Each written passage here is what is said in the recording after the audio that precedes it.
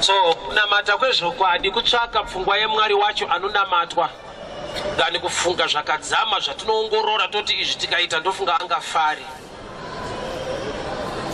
Munhu naMwari vakasiyana pakuti munhu akapfeka nyama, Mwari mweya. So munhu kana akunamata Mwari unofanirwa kutsvaka kuziva kubva kuna Mwari wacho kuti agone kumufadza, nokuti dzimwe nguva zvinofadza Mwari mweya zvingangodaro zviri muklasi yezvinhu zvisingafadze munhu panyama. Saka kunamata tine statement yekuti thy will be done on earth as it is in heaven.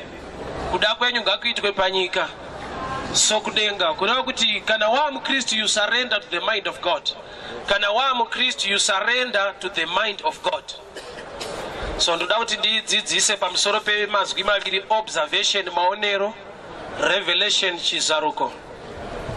Genesis 29 verse 17.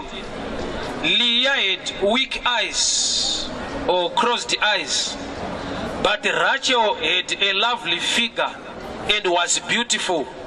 Jacob was in love with Rachel and he said, I will work for 7 years in return for your young daughter Rachel. Jacob Mwari vakamuvimbisa ari pane imwe nzvimbo kuti kwese kwauchaenda, nzvimbo inonzi Bethel, paakatsamira matombo akaona a vision, Mwari vakamupa a promise kuti kwese kwauchaenda ndinewe, kwese kwauchaenda ndinewe. So Jacob is a man ane guarantee yekuti God is with him, nokuti God is faithful. Aenda kumba kwa Labani atanga kushanda ndokubva ameka a choice yekuti ndinoda kuroora mukadzi unonzi Rachel. Atsanangura maonero ake Jacob zvikanzi Rachel anga akanaka as compared kuna Leah the sister. Leah anga ane meso akapesana kana kuti hazel eyes. Ndofunga you understand kuti unogonoita semeso ari kupesana, yet kwaari anenge achiona zviri normal, but kwamuri munoona sekunge meso ake akapesana anonzi hazel eyes. So she had weak eyes. Saka uyu ndokubva atarisa munhu kwakuona kuti ane maziso aya hapana kwatoenda, uyu hanambonaka, ndokubva ada munin'ina wacho. Handei pakuroora washanda, zuva rekuroora rakwana, ndokubva anzi naLabhani zvara wake, ndichakupa mudzimai wako manheru.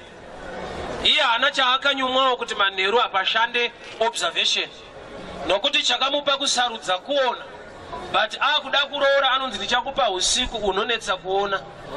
Ega kuti agone kumbonyumwa kuti ko bada kuitwa murima sei, zvinhu zvandakasarudza pachena hana chaakaziva. So ndokubva apiwa Leah usiku, ndokubva avata naye the whole night. Mangwanani kwaedza ndopa akadiscover kuti ndapiwa mukadzi asiri ndiye wandavata naye. Ndokubva anolauncha complain kuti atezvara ndakashandira Rachel indamandipa Leah. Labhani akataura zvaanotaura kuti tsika yekwedu kuno mudiki haatangire mukuru kuroorwa, saka taita zvetsika yekuno kwete zvechoisi yako. Panyika patakauya pane tsika dzepano dofa harina kwarinoenda, but tsika dzekudenga unosimudza marombe kubva muguruva uchimaisa pachigaro.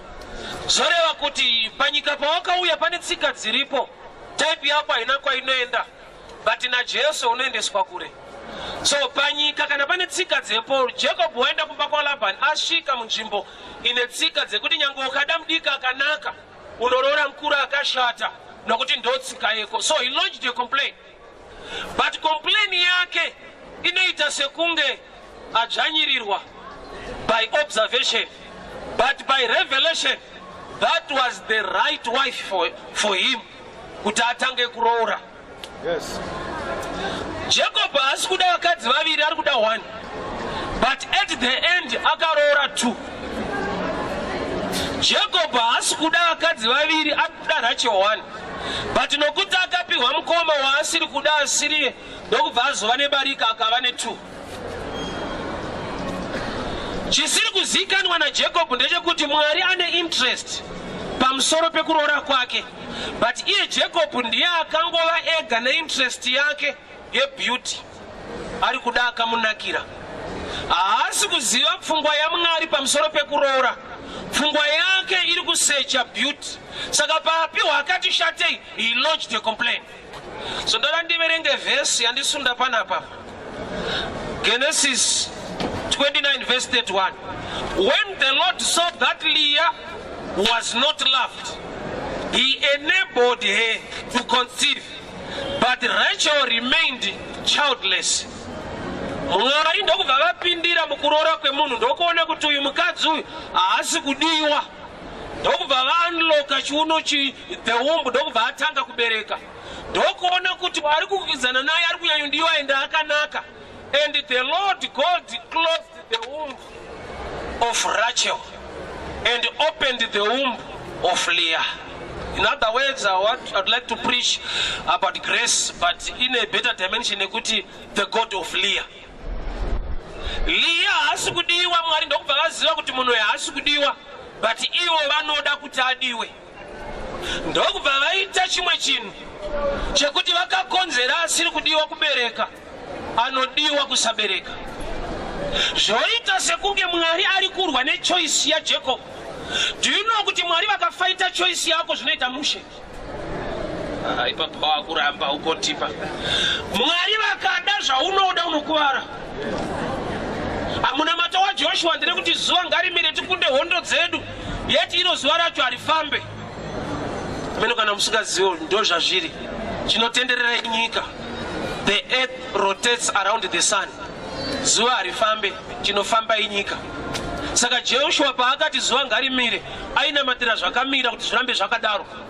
Saka Mwari vakanzwa kuti chaari kuda kudhila neearth nokuti ndoendi kufamba kuti azoti zuva rinozovira. Chinofamba earth kuti titi zuva ramira. I'll give you a simple example. Tiri vana vadiki taibva kumusha tiri mubhazi ndaiona miti ichimhanya. Fana ndakamboionawo. But apa wakura unoziva kuti haidi. Ndo zvandutaura zvezuva nenyika izvi. Kana uchiona richiri kufamba imwe level neniwo miti yaimbomhanya emazera kaufanira kuti auri dofo uchakura kuti zvinongoda kukura. Usatuke mwana wako kuti miti yamhanya ndo size yacho kutaipi inomhanya. So the mindset of Jacob, out of observation, Rachel is more beautiful than Leah. Yes. So choice yake is Rachel. But pano Mwari is against the choice of the men wavavimbisa kuti ndinewe. Babetho akarara akatsamira matombo amuka mangwanani aona chiroto chengirozi dzekwira nekudzika Mwari vati ndinewe kwauchaenda I'll bless you. But the men ane guarantee a blessing, God is fighting him. It's a blessing for God to fight you. Ukaona Mwari wachikurwisa wapinda. Rudo. Imwe level ye blessing ye discipline. Ukada kuziva kuti mbereki ndiye mbereki wangu ende anondida, hautarise nemagifts nguva dzese, unotarisa nekurangwa dzimwe nguva. Asingakude ana I don't care attitude chero zvawaita uchazvionera puta dhakwa inwa, but anokuda anoti mwanangu gara apa kushuta uko hakuna kukumirira zvakanaka. So discipline is one of the elements inoprova kuti pane relationship. Yes. Kurangwa. So Mwari vavimbisa Jacob kuti ndinewe. Jacob washanda kwa Labani ari kuda Rachel. Mwari ndokubva vadiscover kuti chaari kuda ichi handicho chaanofanirwa kuda pekutanga. And God closed the womb of Rachel and opened the womb of Leah. Munhu akavimbiswa kunzi ndinewe, but choice yake kuna Mwari wacho vari kutoifighta. So ndomunga chakamushamisa ndechekuti zvandisiri kuda ndo zviri kuwanda, ndo kune production, but kwandinoda kwacho haasi kubereka. I'm sure pane munhu angombo experience as I'm preaching kuti chawaida more salary mari yako iwedzerwe, havana kuiwedzera, but Mwari chavakaita vakakupa pfungwa dzinoshanda pashoma yaunobata unoita sekunge munhu akatowedzerwa mari, nokuti pamwe pacho increase yauri kuda uri kuida wrong side. Zvauri kuda kuti zviwedzerwe naMwari zvikawedzerwa unokuvara, but Mwari kuti vakublesse vanowedzera certain area yausiri kutarisira kuti vawedzere. 2 Kings chapter 7. The four lepers pavaifamba kuenda kukembi yevaSiria, Mwari akakonzera vaSiria kunzwa noise. Haana kukonzera ava kuva strong, haana kuvakonzera kumhanya kuva negreater pace. Akakonzera vaSiria kunzwa noise. VaSiria ndokubva vatiza, ava vakasvika kembi iri empty ndokubva vasvikowana paine zvinhu masoja aenda. There are times yekuti no matter uri slow, Mwari anogona kushanda newe uri slow, but okupa ma results anoonekwa nevanhu vari faster. Yes. Havana kumhanya kuti vakasike kusvika paine chikafu. Mwari wakashanda in another dimension yekuti he can still help you as a leper. There are times yekuti you want God to heal your lepers, yet God can still bring good news to you as a leper.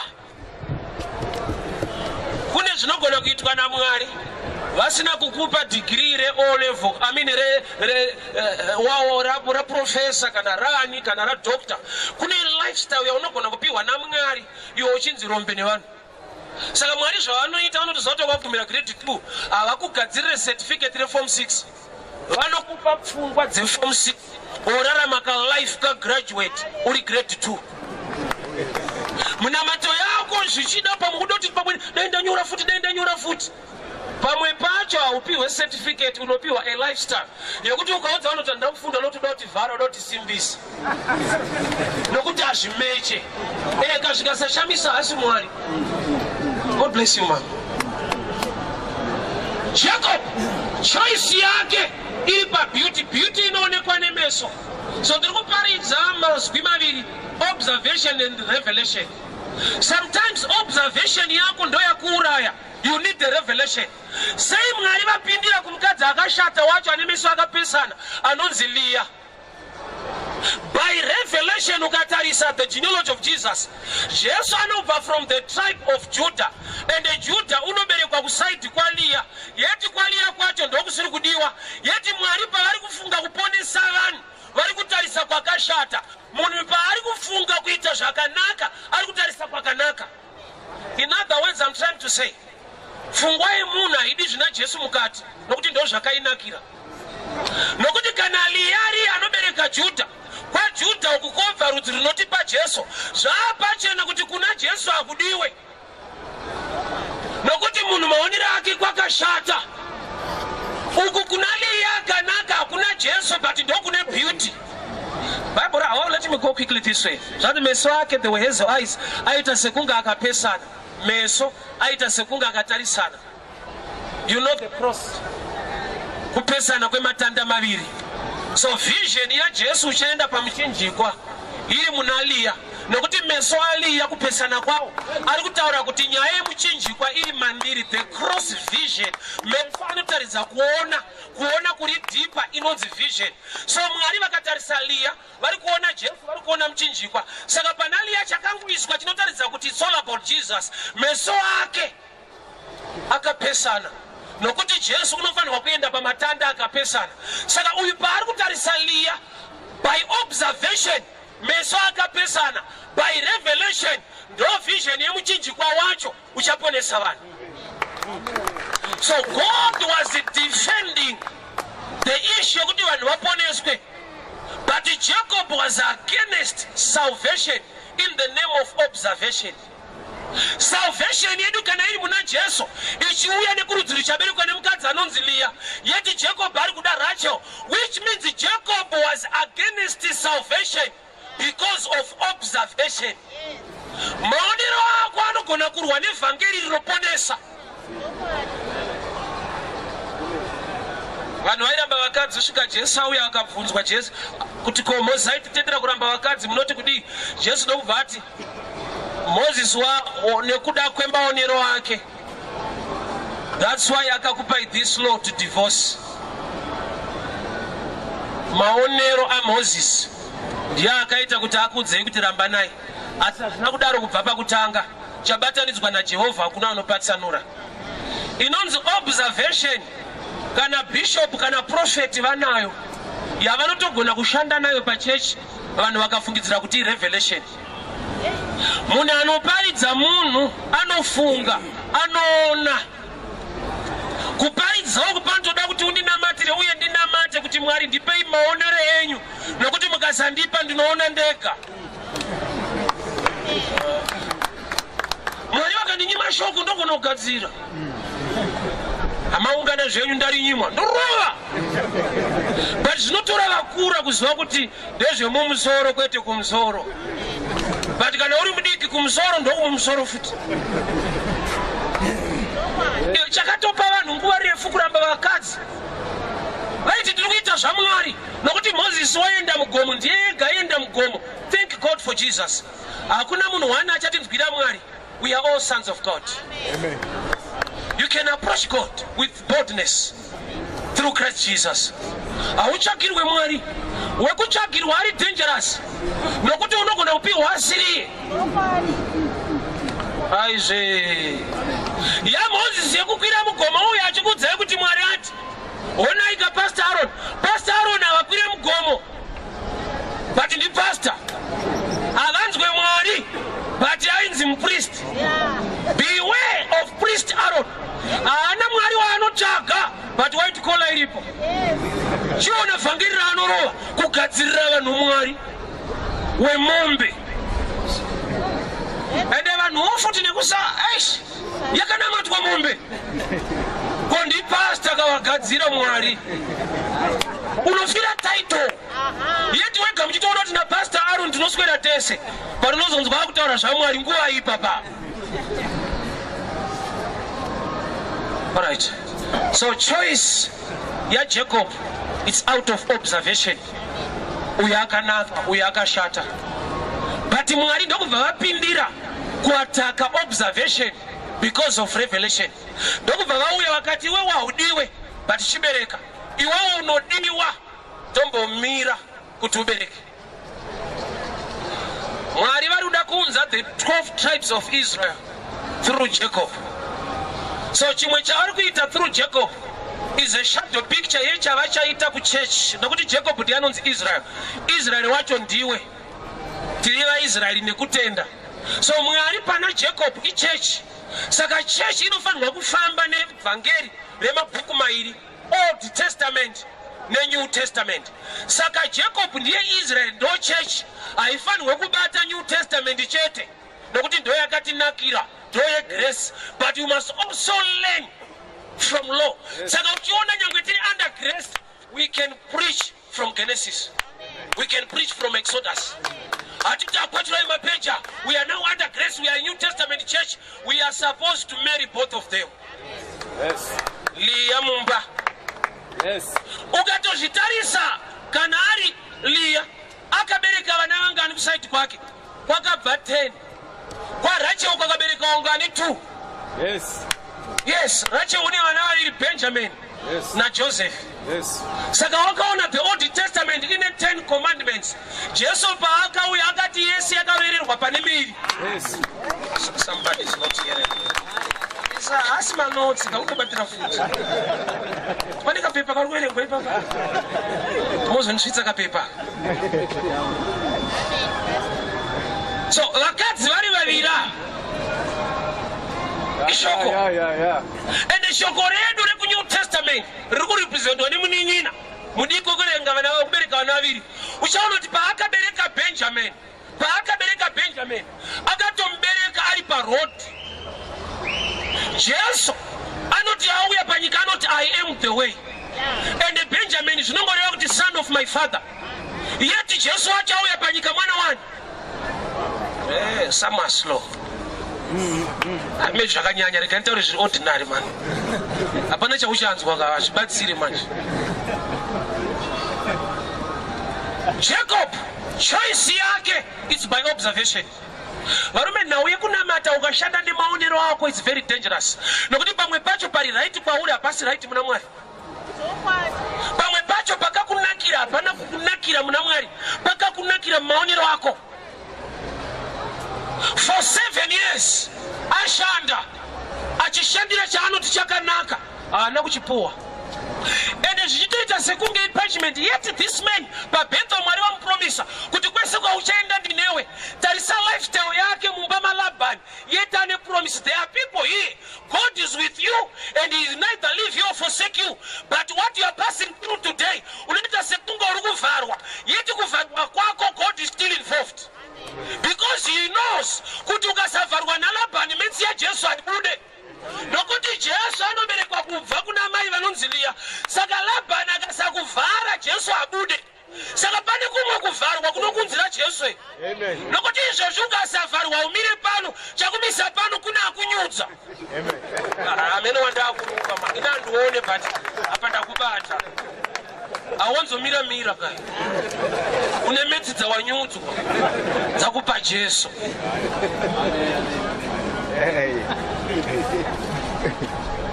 So choice yemurumoyo. Nyangwe Mwari wakampromisa kuti ndinewe. He is facing challenges at work. Salary ari kudapiwa the wrong salary. Yet God is still involved. Pandaverenga pati Mwari ndo vakatouya marriage yacho vakati uri kunyanyoda uyu nokuti akanaka. Ndobva ati ngambomira kubereka. God closed the womb. Ndobva vaenda kuna asingadiwa vakati iwe uchibereka stereke. So Jacob wakashanda 14 years. Chinhu chaaifanirwa kuwana in 7 years. Wakastretcha kusvika mu 14 years achishida. But let me help you a little bit. Kana Leah akashata, ari akatanga kupinda muwanano. Rachel akanaka akazopinda 7 years later. I've seen something here. Pane chagonekwa naMwari, but chashandiswa nemuvengi unonzi Labani. Yes. Labani aitamira usiku, ndokubva audza akashata usiku, ndokubva amuisa mumba. Kureva kuti pane nguva dzekubudirira kwanhu wakangwara, but usiku haushaiki hwemadofu ekuti aitewo mari. Haushainzwa imani. Iwe dai ari masikati haamureki Rachel Leah hanzi akashata. Chaitoita kuti apinde mumba zuva rambovira. Ngarimbovirawo mulife mako zvako zviite. Nokuti zvikada kuitwa fair zviri zvechikoro hauna. Hausi kundinzwa iwe. Vakuru zvikaitwa zviri zvegwazha kunongwa munoenda. Bati pakanzi zvinhu zvadhakwa. Wotanga kujingirisa. Unotodhiraivhauka iwe. Iwe economy kutoipa kwayo usiku hwana Leah kuti vaite mari. Ameno Leah aripo here panapa. Yes, baba. Unonzwa wakafunda nePeter neso. Kuti asvikana kuti chadzokera kumabasa. Zvisati so pana ari kuita basa. Muchadzokera but akakanguva kedu akamadofu. Usiku haushaikwe kana wakashata. Usiku hwako kureva kuti usiku kuna Leah ndochiedza. Yes. Nokuti kana kune chiedza kwauri kwakatosviba hauroreki wanzi wakashata. But kana kwasviba enzwa akashata kana ari mumba uri usiku hazvina basa. Jacob ari kuda mukadzi. Beauty inoshanda masikati. Pane nguva inoshandawo kufunda kani sikuramba. But madofo tine time dzedu ende Mwari wakarongeka ipapa. Unotozvata havana zvaunoziva but itimu dzangu kunosviba chete. Kukasviba unoona takuchinja magiya meno zvataita kuseriko. Tinopakirana madofo neshasha. Tineka season. So Jacob wari kuda muona masikati but wanano yarongwa usiku. Kureva kuti usiku kune mumwe ndo zuva. Zuva kune mumwe ndo usiku. Saka usiku kuna Leah kana riri zuva. Kureva kuti wese anenge Leah asina qualification achizvikompea nevamwe, grace will find a time for you. Baba vake vakaziva kuti uyu haaroreke by choice, anororeka by ginya.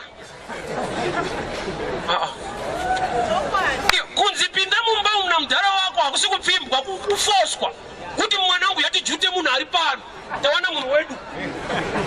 Leah anobvira apfimbwa but akarorwa. Baba vake vane metsi dzavakaita vanyatsoroti mwana wangu akashata but anofanira kutoenda chete. Mwari ndokubva vapindira futi munyaya yacho vakati iwe usingadiwe iwe bereka stereke, anodiwa imbomira. So Mwari vanenge vapinda kuside kwemunhu asiri right. Saka waona kuti the New Testament revelation nyika yaipa Mwari ndokubva atipa Jesu. Hatina kupiwa nekuti takanaka. Saka uchiona hapana kunaka kwaungaite kuti Mwari akude, nokuti paakakuda wakadaro. Amen. This is dangerous, but I will explain. So I'm not saying kuti ramba wakaipa kuti aramba achikuda, but ndikuda kuedza kukuudza kuti the love of God yanga isina condition yekuti kana uri better kana waita musha. Iye akanaka saka akatida. Mukomana kana ada musikana anoda musikana nokuti musikana akanaka. nzeve dzake mazino ake kamuno kake, but things can change. Munhu anokura anochembera, munhu anogona kupinda muaccident nzeve dzedzobva, iwe wakada nzeve. Haudi kuprofita kunza uchada munhu waida nzeve ka.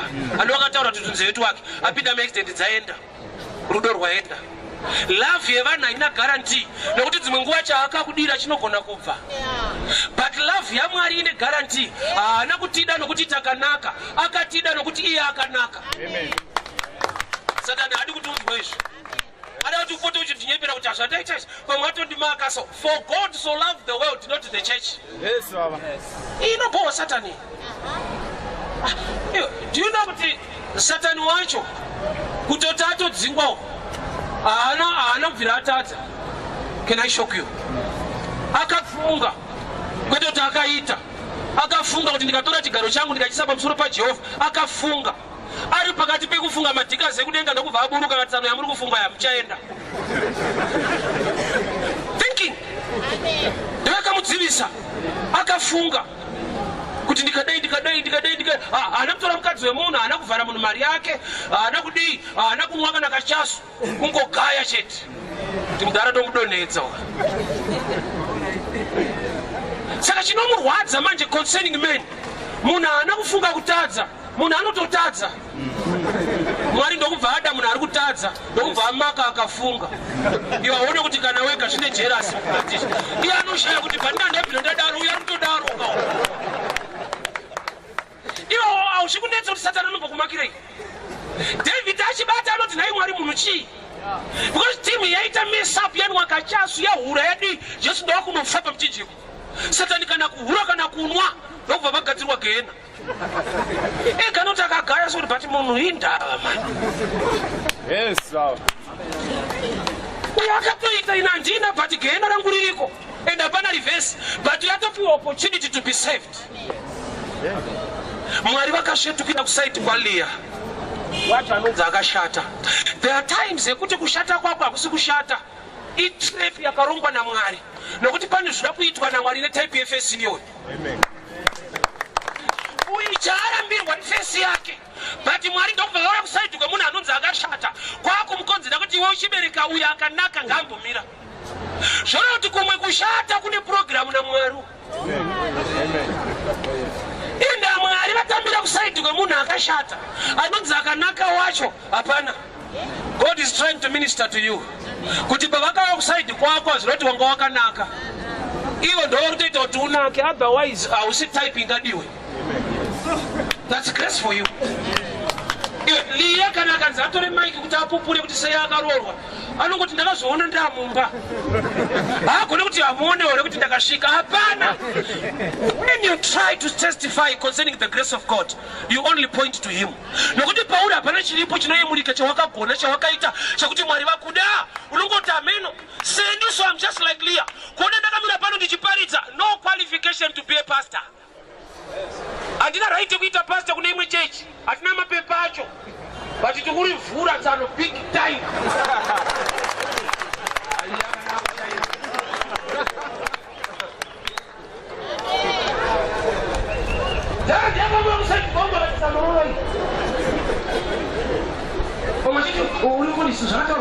Ude reference here, wakakura nekuti Mwari ndobvangu yakuseta katsana amusudiwa chiroya. Mwari vakakonzera asiri kudiwa kubereka chikwasha. To make matters worse, ndokubva abereka the tribe inotipa Jesu, ndokulineage kunobva Judah. Uyu ndiye ari kudiwa. Saka Jacob zvakamunetsa ndinoda hazvina production, zvandisingade zvine production.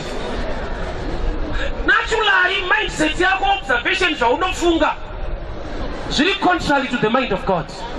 Nokuti you do it through observation. Mwari ndikaroorwa neuyu, Mwari ndikagara apa, Ishe ndikaita zvakati zvinoita. Lot akapiwa mukana wokumeka choice. Genesis 13. Paaiseparata from Abraham. Ndiye akapiwa first preference sarudza kwaunoda. Zvanzi akatarisa kugarden ranga riri green like the garden of God towards Sodom. Ndokubva aenda kuri green. Kuri green isaini yekuti kunogara kuchinaya, ma green pastures. Aenda kuri green. takazonzwa kuti akabva ikoko achimhanya kwakunaya moto. Sometimes kunonaya moto kunombotanga kwanaya mvura. Saka ngwarira kuti season ndeyemvura but moto manje manje. As Christians, we don't look for green pastures. Funza David, Psalms 23. The Lord is my shepherd. I follow the shepherd. I don't look for pastures. Now the green pastures today will never be green tomorrow. But the shepherd knows where to take me. Jehovah ndiye mfudzi wangu. Kulia kuti nyaya yangu ndiye kutaimira anondifudza.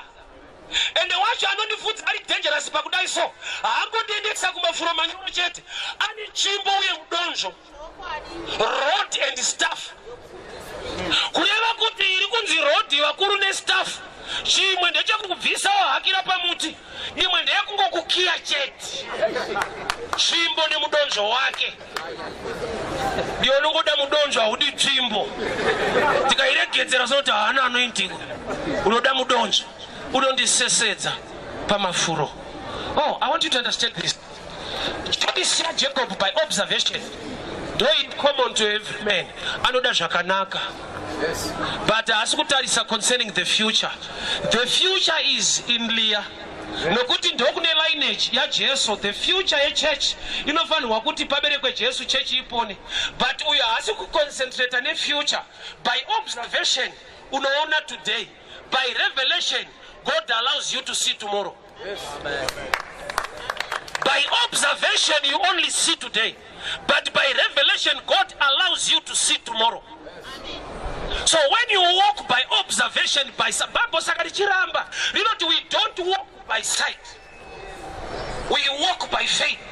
And faith comes by hearing. And hearing by the word of God. Mukuru, kune chakanaka nas, chisina kunaka mangwana. Saka wakaone kuti kune rimwe basa rawakaplans karamba. Mwari vachitoziva kuti accountant akabva ipapo akabva pasina kuauditwa pane shortage. Iwo ukangopinda unovharirwa wapinda. Saka there are times yekuti Mwari pavakaona future wakasiswa basa. Iwo pawaiobserver waiona mabenefits ebasa racho. Wakatozotenda Mwari wanzwa kuti akapinda ipapo chakasvika chichichaya. There was a day I was driving to Masvingo kune conference. Pa target munhu akanonoka kundipa change. Tikanzipaka ipa site. Magays anandi nawo akatanga complain kuti we are behind the time ndakudai. You don't know sometimes God preserve you from an accident, no delay. Yes. Yes. Time yatakanosvika muchivu. Munhu anga ari pamberi pedu akatipfura. Isu tamiswa pa site akaenda pamberi. Head on. Kurati Mwari vakandibvisa muhead on ne delay ye change. Yes. Yes. Mama yako ida ipapo ndaura fani unofira mahara.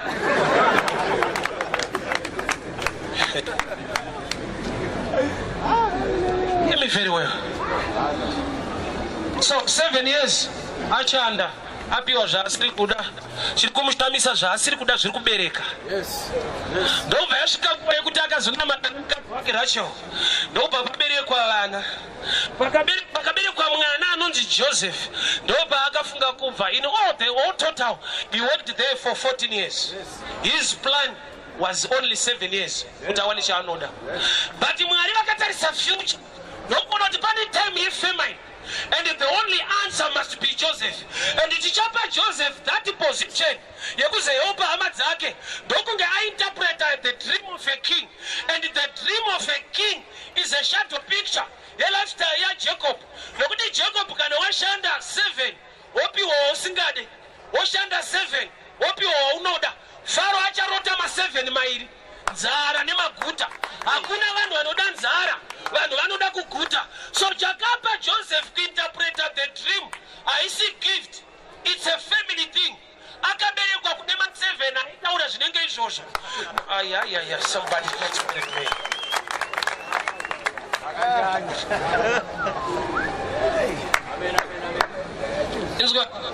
Mwari vachitarisa future. Vakati waunoda nganonoke kubereka. Nokuti achabereka Joseph. And Joseph shaita kuti atengeswe mwana womumwe mukadzi. Ndiwo mwamai.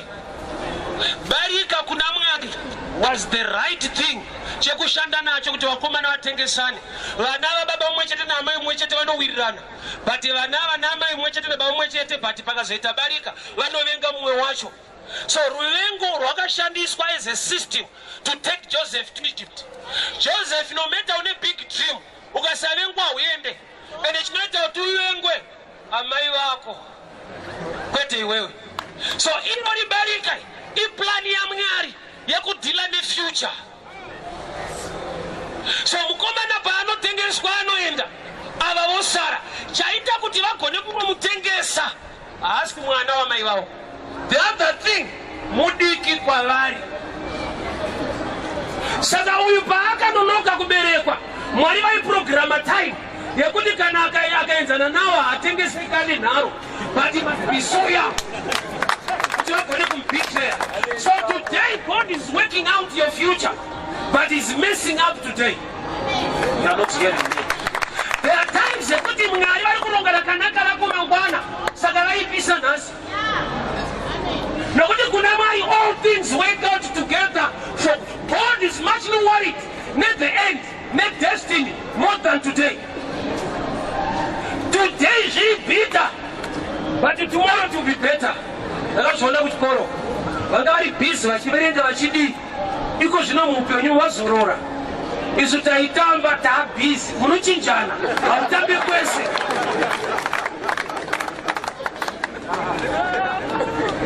Zvona kubasa vamwe vanoshanda na4-3 wochaisa mumwe ndopa anouya kugara ipapo munozomuona mangwana kuseka ko iyi ndau yachishandiswa usiku vamwe masikati zvakatoongororwa kunzi vachiri kuchikoro vamwe vachishanda iye achitamba saka utambe kwese.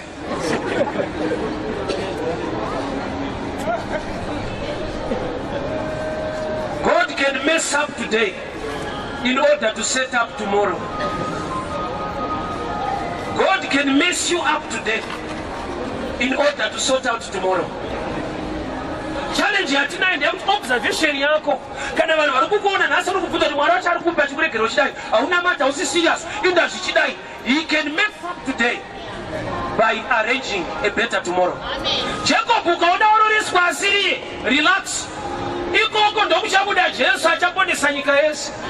Kureva kuti pawatorora asiriye ndopa waita chaizvo. Nokuti chiri kudiwa naMwari ndechekuunza Jesu panyika kuti vanhu vapone. So to bring out Jesus, God can mess up Jacob. Do you know kuti Samson breakthrough yake hombe, achievement yake hombe, akaachiva paakafa kana ari mupenyu. Bible rangu rinoti he killed more in his death than while he was alive. Inga Samson paakatsepa akabviswa maziso. Kubviswa kwake maziso iproblem. Ukazvitarisa by revelation is one of the best things chaakawana. Why? Nokuti pese paanga ane maziso assignment yake Mwari vaimuti kuti uraya vaFilistia, destroy the Philistines. But aine maziso aiuraya vaFilistia, but kuvaFilistia kune type yaaisiya kana ada akagoda musikana weko ndiye waaibatirira orova vamwe vaFilistia akabata chimuFilistia. Kuti aitadza kuita assignment by observation. He needed a revelation. Aita akaona mukadzi akanaka ndiye waaibata akanetswa uraya vesuruwa rese. Mwari ndokuona kuti assignment kuuraya vaFilistia, but problem yekuti anoona ari kusiya chimwe chimuFilistia. And wakazviona kuti attack yakazoya mulife make vakashanda newaanoda. Nokuti zvaari kuda handizvo zvinodiwa naMwari, ndo zvaanoda. But Mwari akati uraya vaFilistia, iye anoda dherira muFilistia. Ndino kuti vhangeri rakanaka kana tichiparidza zvimwe zvese zvausingade zvausingaite. Tikatisiya doro unonzwa kuti kumwe kuba kuhura kuvhara vanhu akuite, but chimuFilistia chipaindi. Izvezvi kumwe kwese ringaparidzwa ukarigamuchira. Tikangobata emasmall house takubatira chimuFilistia chako. Unoyanzonzwa kuti kwese kundoona musiya bata apapa. Ende zvapa level yekuti munotange muri kunamata muchitadzira Mwari. Unomunzwira tsitsi. Timati tikamuramba tikasiyana ndiyani tochengeta vanhu kumusha kwavo girlfriend yangu ndomubvisira rent anozobvisa unoti ngono mweya waMwari unonzwa Mwari sopapa kufewa kwenyu kuti manje rent anozobvisirwa nani unonzwa dzidzidzikasi even mutoriko munotomboridza magospel songs amene ndikuposha unotorova richaramba muriko observation but paakabviswa maziso Bible rinoti akauraya vese vanga vari mutempo kuda kuti haachaona saka akugona kuuraya zvese kana achiona haurayi zvese abviswa maziso haana kunamata kuti Mwari restore my eyes akati Mwari for the sake of my eyes give me power again I want to destroy the Philistines haana kunamatira maziso why ndomga iye akasvika pakudiscover kuti chimwe chandisrepesa pano iziso kuona kwangu kwandinyudza Job akasvika paakanamata kuti Mwari ndakuita covenant nemaziso maonero andiri kuita zimbaya handiuye ikoko ndokwara ndiwanireiwo nyasha mino uruma ndiri kuprofita panapa wondoziva kuti kunamata kwese watraya but ziso riri kuona chimufiristiya ende kuchisiya kwanetsi kuchini chakatsvukira Mwari haatirambidze zvakaipa anotirambidza zvakaipa kwaari but zvakanaka kwatiri auripidze Mwari paanotirambidza zvaanoti zvakaipa maari newe hazvina kuipa kwauri chakaipa chiri kungoita wako pesai amanoijoika but kwaari ndo zvakaipa zvacho zvakanakira inini hatirambidzwe zvakaipa kwatiri tinorambidzwa zvakaipa kwaari saka nokuti tiri maari zvinofanirwa kutiipira chiva hachivaveka chinovava maresults echivi dai chaivava pane nidhi yekuparidza ukavaviwa unorega zvikangovava unoziya vachinoita tiparidze so zvinotapira usati wakura ukatarisa ari kunyika so unonzwa kuti akomana wamwana ari kutandara usati aibva kuona ichitapura nepanight club so pane veranda unachitamba so munhu achidzika nepambi yakanikota unozonoti wamwana ari kutandara tiri kubatirirwa kuti ezvo chapunga chingoti rikata mumwe munhu achidzika nemunhu wake unozonoti akomana achivave iye ari kudzika come after here or 2 years jonza kuti akatozodzika kuenda pasi udzike kusvikapo unotozokuririra kuti atiriko timu yakafuririra observation ingwarire sometimes it's fighting the revelation of God Rachel wauri kuda icho kwadaka kunakira Can I go deep on Rachel? Unafunga kuti Labani paakateera achida chimwari chake chaina mata chivezwa akateera akasecha matende ese aJacob akasecha kunalira kunani but unozoti bzanzi liyanga akagarira chimwari chake pabhiza rake waunoda wacho anotodawo mwari asiri chimwari chainamadzwa naLabani chakabiwa iye kunamata mwari anobiwa azvanadzogere mwari kuna akapirwa kana stika rake so kana wristband yake kana oil yake unoziva kuti panobabiwa Jehovha kana hasha dzacho unoziva kuti aliya agarira mwari womunhu sagokora mukati uyu waanoda stereki akakonzera kuti paakateerwa matende akasechwe ashungurudzwe nechaanoda So there are times that you know that they were concerning the future. And it's a way from Wamudanas. Observation sometimes is dangerous. No, but it is contrary to revelation. Yes. Tinemani wali kuchema ni choice ya wakaita yesterday. No, but airambe akanaka up to today. Yes. Sometimes God can mess up today to arrange a better future for you. Saka wakaona zimwe nguwa mwana mwishaimo. Tine vanhu vanoda vanhu vane zvinhu zviri kuita havagoni kuda vanhu vane zvinhu zvichaita. They use observation. Zvavo vakakomborerwa vakaroorwa nevane zvisiri kuita zvaakuita.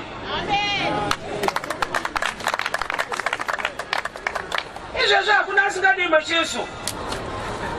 But mai machesa wali kudhara vakamuda tiri kurova reolivhini chaiko kwete maicha isisi kupurazi muchimpani kune zvavo vakaitirwa nyasha vanogona kuda zvichaita vanhu vanoda zviri kuita nokuti sometimes zviri kuita hauziva kuti zviri kuramba zvichiita zvichikonzerwa nei uye zvinosvika rini. vaIjipita pavakateera vaIsraeri vakatomboenjoya miracle.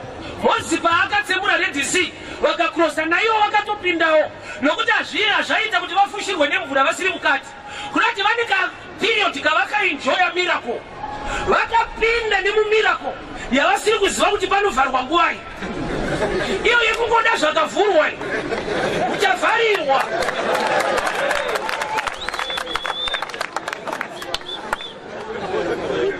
Time yekuvhara muna kungoti vanhu ngatipindei paAfrica. May God give you grace. Yeah, you can start small, end up big. There is God in heaven and a grace dash. Don't compare yourself to others. Life is a competition. It's a revelation. Auzive chikonzero Mwari sayati woberekwa une meso akadaro. Nokuti Mwari ada kutokudefenda kumaziso iwaya. Uyu nyangu akanaka hana defense ya Jehovah. Akatovhara chibereko cha Rachel ndi Mwari. Sometimes self-righteousness inoita kuti uve enemy to God. Kuzvinzwa kuti ndiri right. But kuti Mwari handisi right ndiwanire nyasha. It opens a door to God to work with you. Kuzvinzwa kuti I can do it. Zvakasiyana nekuti through God I can do it. Strange sound in this. I need to pray.